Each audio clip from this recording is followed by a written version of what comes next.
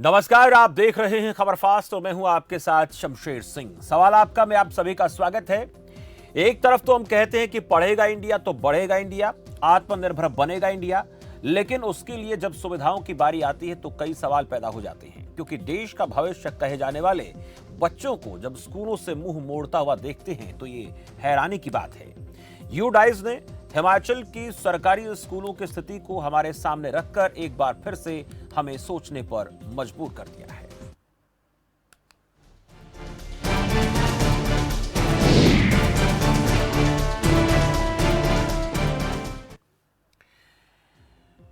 यूडाइज की रिपोर्ट ने बड़ा झटका दिया है। साल 2019-20 में हिमाचल के 23,000 छात्रों ने सरकारी स्कूल छोड़ दिया। छठी से 10वीं कक्षा तक 14,000, पहली से 5वीं तक 8,000 ड्रॉप आउट हुए। हालांकि 11वीं और 12वीं की कक्षा में सिर्फ 102 बच्चों ने सरकारी स्कूल छोड़ा। साल 2018-19 की रिपोर्ट में पहली से जमा 2 कक्षा तक पढ़ने वाले छात्रों की संख्या 8,24,073 थी। अब ये संख्या घटकर 8 लाख के करीब रह गई है। साल 2017-18 के मुकाबले 2018-19 में सरकारी स्कूलों से 30,000 से ज्यादा बच्चों ने स्कूल छोड़ा है, जबकि साल 2016-17 में पहली से जमा 2 कक्षा तक पढ़ने वाले विद्यार्थियों की संख्या 8,54,000 थी, जो 2017-18 में घटकर 8,24,613 पहुंची। सरकारी स्कूलों में साल 2013 में 10 लाख से ज्यादा विद्यार्थी थे, छात्र थे, जबकि साल 2014 में यह आंकड़ा 9,59,147 पहुंचा। अगर बात साल 2015 की करें तो यह संख्या 9,31,187 थी, जबकि साल 2015-16 में संख्या 8,90,137 हुई। उल्लेखनीय है कि साल 2018-19 में अभिभावकों का सरकारी स्कूलों के पढ़ाई के प्रति भरोसा बढ़ा। 2018-19 में 2017-18 के मुकाबले ड्रॉप आउट का आंकड़ा 30,000 से घटकर महज 540 पर पहुंच गया। एक सत्र को छोड़ दिया जाए तो बाकी तमाम सत्र में हमने देखा कि सरकारी स्कूलों से छात्रों की संख्या लगातार घटती है, और इसके पीछे वजह क्या है, बड़ा महत्वपूर्ण है। कुछ सवाल हमने तैयार किए हैं, पहले उन सवालों से आपको रूबरू कराते हैं, उसके बाद फिर सवाल आपका आगे बढ़ेंगे। सरकारी स्कूलों से मोह भंग क्यों हो रहा है, बहुत बड़ा सवाल है। सरकारी स्कूलों की बदहाली क्यों हो रही है, यह भी महत्वपूर्ण है। स्कूलों के हालात में सुधार कैसे हो, बेहतर कैसे किया जाए सरकारी स्कूलों को। देश का भविष्य आत्मनिर्भर कैसे बनेगा। एक तरफ तो हम कहते हैं कि हमारा देश आत्मनिर्भर बनेगा, लेकिन जब सरकारी स्कूलों में जो स्थिति है वो बेहतर नहीं होगी तो फिर बच्चे जिनकी हैसियत नहीं है, जिनके परिवार अपने बच्चों को अच्छे स्कूलों में नहीं पढ़ा सकते हैं, तो फिर वो कैसे आगे की पढ़ाई करेंगे। अगर आप इस पूरे प्रकरण को लेकर अपनी तरफ से कुछ सवाल पूछना चाहते हैं, सुझाव देना चाहते हैं, तो आपकी स्क्रीन पर हमारे नंबर है, नंबर पर कॉल करके आप जो है अपना सुझाव, अपना सवाल पूछ सकते हैं। हमारे साथ मेहमान जुड़े हुए हैं, उनका परिचय आपसे कराऊंगा, लेकिन उससे पहले आपको एक बार ये बता दें कि ये आपका अपना मंच है और इस मंच के जरिए आप अपनी बात रखते हैं। हम सिर्फ माध्यम बनते हैं। आपकी आवाज़ जो है वो इस मंच के जरिए जहां तक पहुंचनी चाहिए वहां तक पहुंचाने की हमारी कोशिश रहती है, लेकिन आपसे गुजारिश रहेगी कि आप जो सवाल पूछें वो मर्यादापूर्ण सवाल होने चाहिए, सवालों में गरिमा होनी चाहिए, मेहमानों का सम्मान झलकना चाहिए। इसलिए आपसे गुजारिश है कि आप फोन करेंगे, आप जो सवाल पूछेंगे तो आप इन बातों का जरूर ख्याल रखेंगे। मेहमानों का परिचय करा देते हैं। आशीष मान है हमारे साथ, ई लर्निंग एक्सपर्ट हैं। आशीष मान जी, बहुत बहुत स्वागत है आपका खबर फास्ट पर। और अनुराग धारीवाल जी, शिक्षाविद। अनुराग जी, आपका बहुत बहुत स्वागत है। दोनों का एक बार फिर से बहुत बहुत स्वागत है। सबसे पहले आशीष मान जी, आपसे जानना चाहेंगे, हिमाचल तो एक एग्जाम्पल है, हिमाचल तो एक उदाहरण है। ऐसे हालात केवल हिमाचल में नहीं बल्कि हिंदुस्तान के सभी प्रदेशों में देखने को मिल जाएंगे। अगर आंकड़े जुटाने की कोशिश करें तो ये जो स्थिति है लगातार क्यों खराब होती चली जा रही है। सरकारी स्कूलों से जो मोह भंग हो रहा है, सरकारी स्कूलों से बच्चे मुंह मोड़ रहे हैं, इसके पीछे जो प्रमुख वजह है वो आपको क्या नजर आती है? देखिए, वजह तो कई हो सकती हैं और संभवतः बहुत सारे डेटा अवेलेबल भी हैं। जैसे कि कहा जा रहा है कि गांव और शहरों को अगर वो अध्ययन किया जाए तो गांव में 34% के आसपास, प्रतिशत के आसपास आउट हो रहे हैं और शहरों में 22 के आसपास की फिगर है जी। और रीजन जो आप पूछ रहे हैं, रीजन कई हैं, उसमें से 3 मुख्यतः हैं। एक तो अगर गांव का देखा जाए तो वहाँ पे एक्सेसिबिलिटी, आना जाना जो बच्चों का होता है, दूरियां, वो सारी मैटर करती हैं। दूसरा, वहाँ का इंफ्रास्ट्रक्चर भी एक कारण है कि जैसे कि अभी मैंने हाल फिलहाल सुना था कि एक रूम है, एक क्लासरूम, जिसमें 1st से 7th तक सारे क्लासेस लगे। तो ऐसी भी कुछ समस्याएं हैं, इंफ्रास्ट्रक्चर का इशू है। तीसरा इशू है कि वो उसको अगर आप देखिए शिक्षक के पॉइंट ऑफ व्यू से कि कभी कभी हमारे शिक्षक उतने स्किल्ड नहीं है कि किस तरह से उनको हैंडल करना चाहिए बच्चों को, तो कभी कभी बच्चे घबरा के घर बैठ जाते हैं उस तरीके से। तो बहुत सारे इश्यूज हैं सामाजिक स्तर पे और व्यवहारिक तौर पे भी। तो ये रीजंस हैं कि गाँव में और शहरों में अगर देखा जाए, शहरों की अगर हम बात करें तो वहाँ शिक्षक वाला इशू तो यहाँ पे भी है, इंफ्रास्ट्रक्चर कहीं हद तक यहाँ पे भी बनता है एक इशू। तीसरा है जो सबसे एक और भी बहुत बड़ा कारण देखा है, 5th स्टैंडर्ड में बच्चे ज्यादातर ड्रॉप आउट होते हैं, वो 10-11 साल के होते हैं। वहाँ पे ये होता है कि जो लोग कमजोर आय वाले होते हैं उनके लिए शिक्षा की तुलना में घर में सहयोग करना और घर की जीवन की गाड़ी को धक्का देना वो बहुत बड़ा इशू बन जाता है।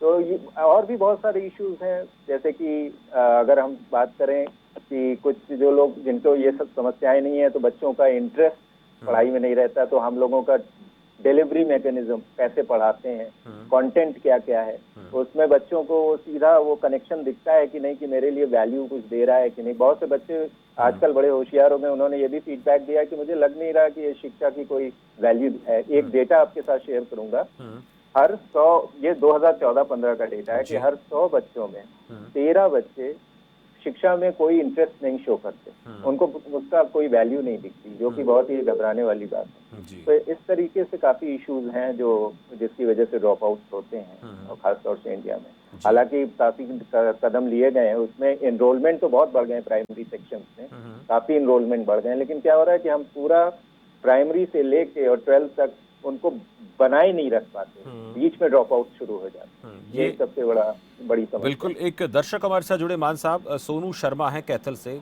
सोनू जी स्वागत है आपका, कहिए क्या कहना चाहते हैं। हेलो जी सोनू जी स्वागत है, बोलिए। नमस्कार सर। नमस्कार सोनू। सर स्कूल कब तक खुलेंगे बच्चों के? चलिए सोनू, स्कूलों को लेकर बात हो रही है, गाइडलाइंस को लेकर बात हो रही है। आपसे हम अगर ये जानना चाहें, जो सरकारी स्कूलों में बच्चे स्कूल छोड़ रहे हैं उसको लेकर आपका क्या सवाल है? आज इशू दूसरा है, इसको लेकर आपकी क्या राय है? क्या जी, दोबारा बताना जी। सरकारी स्कूलों को बच्चे छोड़ रहे हैं उसको लेकर आपका क्या कहना है? जमाना कुछ और हो रहा है जी। जी भाई जैसे जैसे रोजगार बढ़ रहा है वैसे वैसे स्कूल बढ़ रहे हैं। अच्छा, स्कूलों को लेकर आपसे राय जानना चाहें, आप क्या चाहते हैं? स्कूल, सरकारी स्कूल जल्दी खुलने चाहिए? सरकारी स्कूल जी जल्दी खुलने चाहिए स्कूल? हाँ जी, हाँ जी। क्या वजह आपको नजर आती है, स्कूल क्यों जल्दी खुलनी चाहिए? कोरोना का संकट है बहुत बच्चे ज्यादा। का साल खराब हो जाएगा जी। जी चलिए, इसको लेकर भी जवाब लेना चाहेंगे। शुक्रिया सोनू, हमारे साथ जुड़े आप। मैं अनुराग धारीवाल जी आपसे जानूंगा, एक तो सोनू ने कहा कि बच्चों का भविष्य खराब हो जाएगा, हालांकि कुछ वो जानना चाहते हैं ये वजह हो सकती है क्या स्कूल नहीं खुलेंगे। तो दूसरा ये कि निजी स्कूलों का चलन लगातार बढ़ रहा है, हर गली मोहल्ले में देखेंगे कि छोटा बड़ा स्कूल नज़र आ जाएगा, आसपास के एरिया में नज़र डालकर देखेंगे तो बहुत जगहों पर ये स्कूल बन गए हैं। क्या सरकारी स्कूलों से दूरी बनाने का ये भी एक प्रमुख कारण हो सकता है बच्चों का? सर आपने 3 अलग अलग प्रश्न किए हैं। पहला आपने प्रश्न किया है क्या बच्चे ड्रॉप आउट है, मान साहब कभी बच्चे ड्रॉप आउट की आपने बात बताई, इतने बच्चे ड्रॉप आउट, आप यूडाइस का डेटा शेयर कर रहे थे कि इतने बच्चे यूडाइस ड्रॉप आउट हो गए। दूसरा आपने प्रश्न किया शिफ्टिंग के ऊपर, यानी कि सरकारी स्कूल से कितने बच्चे शिफ्ट हो रहे हैं प्राइवेट स्कूलों से। और तीसरा आपका प्रश्न था कि बच्चों की भविष्य तो खराब नहीं हो रहा। 3 प्रश्न है आपके सर अलग अलग, तो तीनों प्रश्नों को मैं बताना चाहूंगा सर कि पहला प्रश्न ड्रॉप आउट की जो आपने बात उठाई, आपने कहा कि 1 से 8 के अंदर ड्रॉप आउट ज्यादा होते हैं, 9 से 12 के अंदर ड्रॉप आउट नहीं होते। तो 9 से 12 के अंदर ड्रॉप आउट होते हैं, पर अभी तक उस लेवल का सर्वे 1 से 8 एसएसए के अंदर आता है, सर्व शिक्षा अभियान के अंदर, और उनका लगातार सर्वे होता है ड्रॉप आउट का, और 9 से 12 के अंदर सर्वे होता ही नहीं। यदि मैं मेरे डेटा की बात करूं, मैं एनईपी न्यू एजुकेशन पॉलिसी के ऊपर जो हमने टीम के रूप में कार्य किया उसके में बारे में बात करूं तो ज्यादा ड्रॉप आउट की संख्या 9 से 12 के अंदर है। बच्चों के फेलियर की संख्या, क्योंकि 1 से 8 वाले जो बच्चे इतना फील्ड में काम नहीं करते वो छोटे बच्चों ग्रुप में, पर जो 9 से 12 के बच्चे हैं, यदि मैं हाई एनरोलमेंट देखूं कि आफ्टर प्लस टू के बाद कितने बच्चे इसमें एनरोल करते हैं, तो वो लगभग 24% है पूरे भारत के ही। तो उसका उसका कारण क्या है? उसका पहला सबसे बड़ा कारण है कि यदि किसी अभिभावक के पास 5,000 रुपए मंथली कमाने की योग्यता हो जाए तो वो अपने बच्चों को पीली बस में बिठा देता है। पीली बस से मेरा अभिप्राय कि बच्चों को प्राइवेट स्कूल में भेजने की वो कोशिश करता है। किस लिए? क्योंकि आप सरकारी स्कूलों को यदि आप सर्वे करेंगे, मेरे पास डेटा भी है, तो मोस्टली सरकारी स्कूलों में अभी भी बैठने की सुविधा कम है। टाट आपको मिलेंगी या कहीं आपको टाट भी नहीं मिलेंगी। बच्चा भीषण गर्मी में आपको प्राइवेट स्कूल के अंदर आपको इन्वर्टर की सुविधा मिलेगी, बच्चे के पास वहां लाइट भी नहीं होगी। तीसरा जो चकाचौंध है, देखिए आप जब शिक्षक की हम बात करते हैं तो ज्यादा क्वालिफाइड टीचर एसटेट पास, सीटेट पास, पीटेट पास टीचर कहाँ मिलेंगे? सरकारी स्कूलों में मिलेंगे। पर जो लुक है जिसके ऊपर वास्तव में विषय पूरे चर्चा होनी चाहिए कि जो बेसिक इंफ्रास्ट्रक्चर है वो स्कूल में उपलब्ध होना चाहिए, जिससे वहां पर भी बच्चा आकर्षित होकर या फेस लिफ्टिंग जो उसके ऊपर आकर बच्चा वहां पर जाए और उसको शिक्षा प्राप्त करे। पहली बात। दूसरी बात, अभी जो बात थी प्राइवेट स्कूलों में, तो प्राइवेट स्कूलों में यदि मैं 1990 के डेटा की बात करूं तो 40% बच्चे प्राइवेट स्कूलों में थे और 60% बच्चे सरकारी स्कूलों में थे। पिछले 20 सालों में इतनी तेजी से शिफ्टिंग हुई है कि 70% बच्चे प्राइवेट स्कूलों में हैं और 30% बच्चे 30-35 सरकारी स्कूलों में शिफ्ट हो गए हैं। वो सिर्फ और सिर्फ उस इंफ्रा, उस लुक की वजह से कि हम एक्सटेंडेड, जब एक आदमी को फिक्स सैलरी इनकम हो जाती है एक्सटेंडेड मेंटेन करने के लिए, उसका रीजन है ये रीजन, क्यों विभिन्न प्रकार जो रीजन की बात है, सबसे महत्वपूर्ण इसमें रीजन ये है क्योंकि उसी को हम सुधार सकते हैं, वहां पर कार्य किया जाना चाहिए। तीसरा जो महत्वपूर्ण प्रश्न है कि भविष्य, आप सर ने एक बात बताई जो गेस्ट थे कि भी बच्चे सब कुछ भूल जाएंगे, और इसी चैनल के अंदर मैंने एक दिन बात कही थी कि हमारी शिक्षा लर्निंग बेस नहीं मेमोरी बेस है। और मेमोरी बेस से जब आपको इतना डर लग रहा है कि हमारा बच्चा 1 साल में सब कुछ भूल जाएगा, तो आप क्या सोच रहे हैं कि हमने जो +2 तक पढ़ाई, BA तक पढ़ा, हम भी सब कुछ भूल गए, यानी अपनी पढ़ाई अपने लिए यूजलेस है।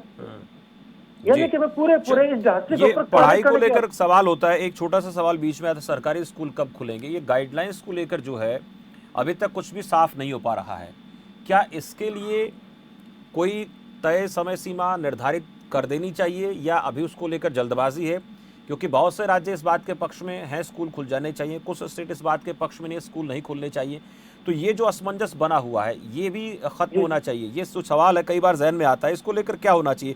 छोटा सा जवाब चाहेंगे, उसके बाद करीम खान हमारे साथ दर्शक जुड़े हुए हैं। जी, ये सर स्टेप वाइज काम होता है सर। जैसे पहले अनलॉक 4 में आपने देखा होगा 9 से 12 के अंदर बच्चे आ सकते हैं, कॉलेज के लिए खोल दिए गए हैं, तो पहले बड़े बच्चों पर देखा जाएगा। अब 9 से 12 वाले बच्चे यदि कामयाब हो जाएंगे फिर 6 से 8 वाला सिस्टम शुरू हो जाएगा। 6 से 8 वाला यदि कामयाब हो जाता है फिर 1 से 5 से शुरू हो जाएगा। स्टेप बाय स्टेप इसके ऊपर काम चल रहा है। आप देखेंगे हर अनलॉक की प्रक्रिया में एक चीज को अप कर दिया जाता है। अब 9 से 12 के अंदर परामर्श के लिए शुरू कर दिए गए हैं, फिर 9 से 12 क्लासेस शुरू हो जाएंगी, फिर आपके 6 से 8 आ जाएंगे, फिर 1 से 5 आ जाएंगी। यानी अब हमें छोटी क्लासेस के लिए थोड़ा इंतजार करना पड़ेगा, जो छोटे बच्चों को लेकर लोगों के मन में भ्रम है। ठीक है, मैं हमारे साथ करीम खान है, ये दर्शक जुड़े हैं मध्य प्रदेश से। करीम खान जी, बहुत बहुत स्वागत है आपका।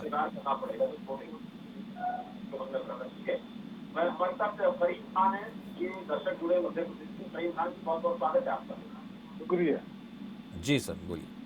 मेरा सवाल ये है कि शिक्षा के बारे में जो बातें हो रही है, पहले तो जो गवर्नमेंट स्कूल है उसके जो शिक्षक उसमें है और जो उनके अधिकारी हैं वो उनका टेस्ट लेने के बाद में मैं जब पेरेंट्स मीटिंग में वहाँ गया तो वहाँ शिक्षक लोग बैठे हुए थे। मैंने उनसे एक सवाल कर दिया कि आप जनगण मन हमेशा रोज प्रार्थना में पढ़ते हैं, लेकिन इसको लिखा किसने है और वंदे मातरम किसने लिखा? वो शिक्षक उसका जवाब नहीं दे सके। अधिकारियों को चाहिए कि अपनी जिम्मेदारी का वहन करते हुए वो जो शिक्षक है उनका टेस्ट ले। और रही दूसरी बात, शिक्षक अगर गुरु बन के शिक्षा देना चाहता है तो हर रास्ते निकल जाते हैं, लेकिन वो अगर नौकरी करना चाहता है तो उसके लिए कोई रास्ता नहीं निकलता। चलिए, बहुत बहुत शुक्रिया करीम खान जी। एक दर्शक और हैं दीपक त्रिपाठी हमारे साथ। दीपक जी, स्वागत है आपका। दीपक जी बोलिए।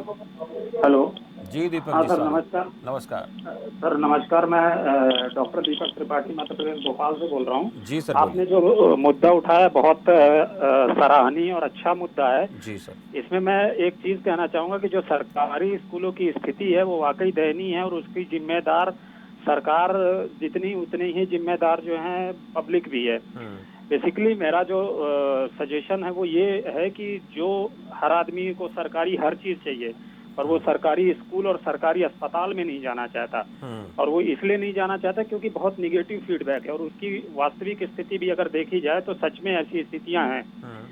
तो प्रशासन को इस स्तर पे ये करना चाहिए कि जो लोग सरकारी नौकरी पर हैं उनके बच्चे, है ना, मतलब कुछ एक या तो 100% कर लें या कुछ एक एवरेज कर लें। जैसे मान लीजिए कलेक्टर हैं, कमिश्नर हैं, तहसीलदार हैं, जो कोई भी सरकारी में बाबू है, तो बाबू से लेकर के अधिकारी तक के बच्चे जब स्कूलों में पढ़ने के लिए वो होंगे, बाध्य किए जाएंगे, तब उनकी स्थितियां जरूर सुधरेंगी। क्योंकि एक तो वैसे भी सरकारी स्कूल कम हैं, जहां हैं वो अप्रोचेबल नहीं है।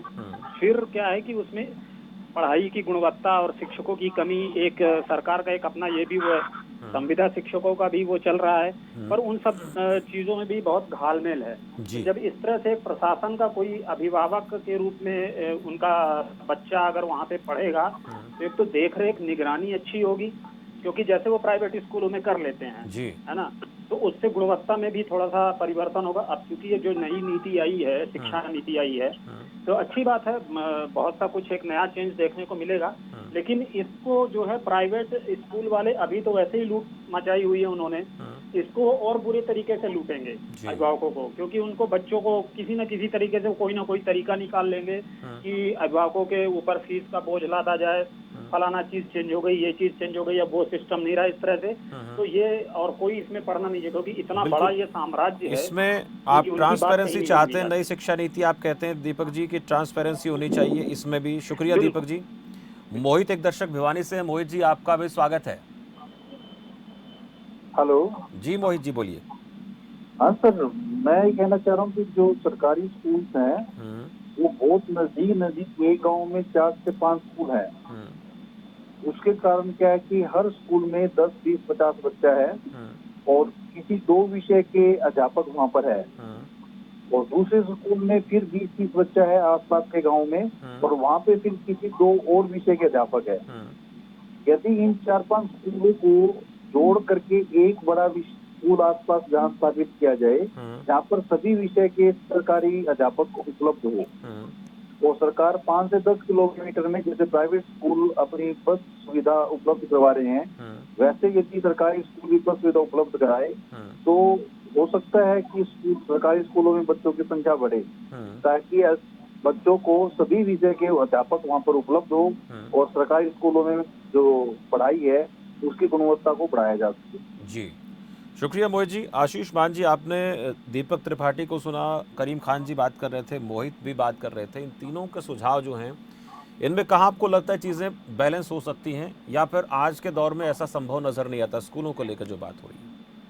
मैं इन तीनों जन के बारे में बोलूं उससे पहले मैं अनुराग जी के बारे में बताएंगे, बस अब बोलना चाहूँगा। इन्होंने एक बहुत अच्छी बात कही कि हमारी जो शिक्षा नीति है ना, मेमोरी टेस्ट है, ये एक्चुअली देखा जाए तो यहाँ पे तो वो एक जो होता है ना कि गवर्नमेंट वर्सेस प्राइवेट, ये सब भी खत्म हो जाता है, लाइन भी खत्म हो जाती है। तो एक तो जो हम बात करते हैं कि शिक्षा का जो प्रोसेस होता है, जो कार्य प्रणाली शिक्षा लेते समय और शिक्षा देते समय, उसमें जो एक हल्कापन और आनंद जो बच्चों को इंटरेस्ट डेवलप हो कि वो भागें स्कूल की ओर, वो बहुत कुछ इससे बदला जा सकता है। बातें आपके तीनों जो गेस्ट थे, वो जो कॉलर्स थे, मोहित जी ने जो बात कही वो भी बहुत अच्छी, और दीपक जी ने जो बात कही कि हाँ अभी गवर्नमेंट को कुछ ऐसे लेने चाहिए कदम जिसमें कि मैं ये नहीं कहता फोर्स किया जाए, लेकिन ये कुछ किया जाए कि ऐसा इंफ्रास्ट्रक्चर बनाया जाए कि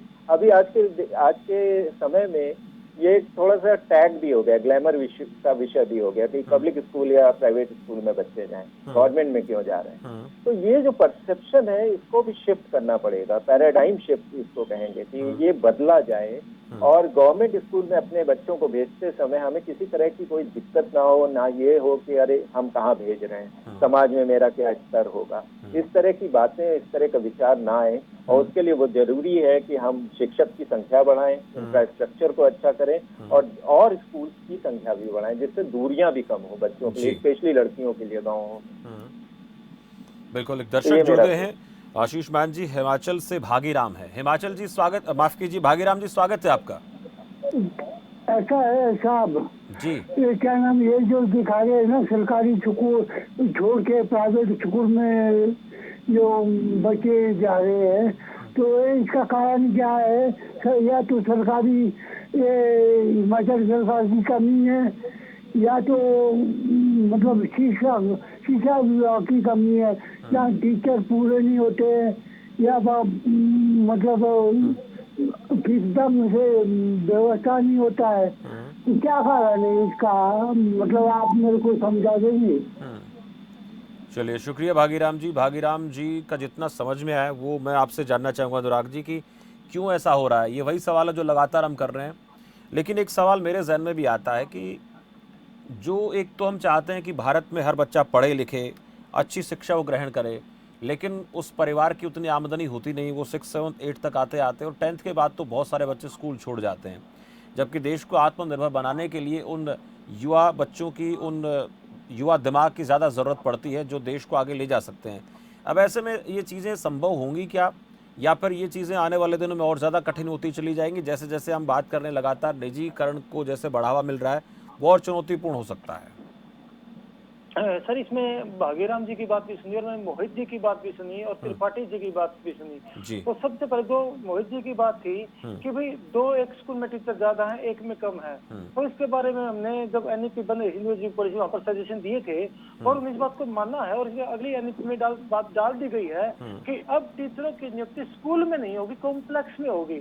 यानी कि आसपास के 12-13 स्कूलों को मिलाकर कॉम्प्लेक्स, स्कूल कॉम्प्लेक्स या क्लस्टर हम बोल सकते हैं, वो बनाया जाएगा। और जिस आसपास के जिस भी स्कूल में जिस अध्यापक की आवश्यकता होगी वहाँ अध्यापक वहाँ से आपस में भेजा जा सकेगा। ये सबसे अच्छी बात है, क्योंकि बिल्कुल सर की सही बात है। मैंने खुद ने देखा है कि काफी स्कूलों में बच्चे 5 है, टीचर 5 हैं, एक स्कूल है टीचर बच्चे 100 हैं, टीचर 2 हैं।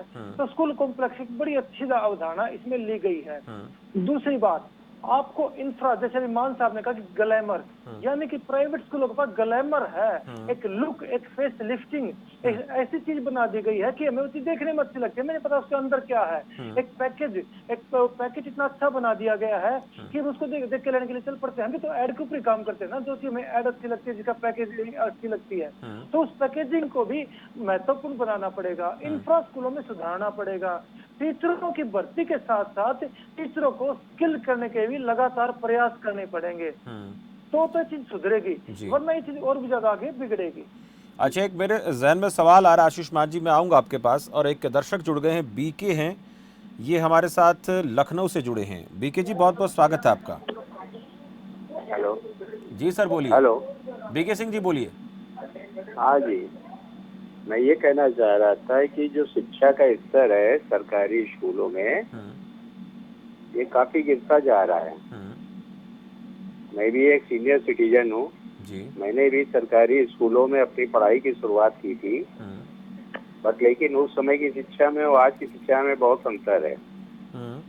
उसका कारण है कि जो हमारे गुरुजी वगैरह होते थे या शिक्षिकाएं होती थी वो ब्रिलियंट होती थी और बच्चों पे ध्यान देती थी।